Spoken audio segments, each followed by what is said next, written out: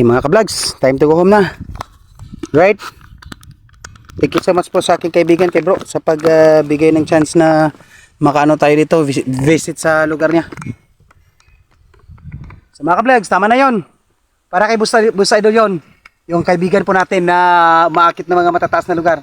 At least nakita niya na kahit nalulula tayo, kakayanan natin para kay Lulumita at sa lahat po ng mga followers natin. So time to ano na, go back. Go back home, go back. Alright?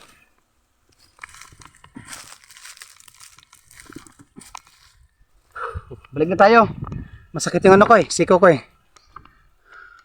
Nagkagas. Wala, mantik na tayo kanina dun So, mga bata, once again, don't try this at home. Kasi yung mga malalaki lang yung gumagawa nito mga bata.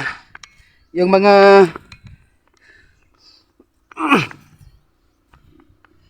Diyos ko.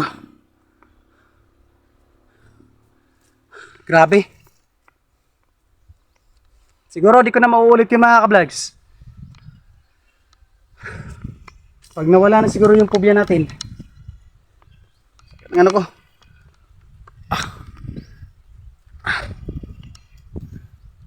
Grabe yung pula-pula. May gani kaya hindi siya bato. Hindi tayo masyado nagkaano. Pero ito, nagasgas talaga. Yung sikaw ko lukat. Gasgas. Mabdi.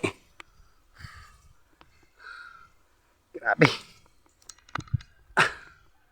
Once again, so thank you so much po sa lahat ng mga followers ko po sa Idol G Vlogs. Huwag po kayo sana magsawa na suportahan ako kasi gagawa po tayo ng maraming content. Promise ko po yun sa inyo. Once again, grabe sakit. Woo! Once again, this is Idol G Vlogs. Mahal ko kayong lahat. Paki-follow po Idol G Vlogs. I love you all.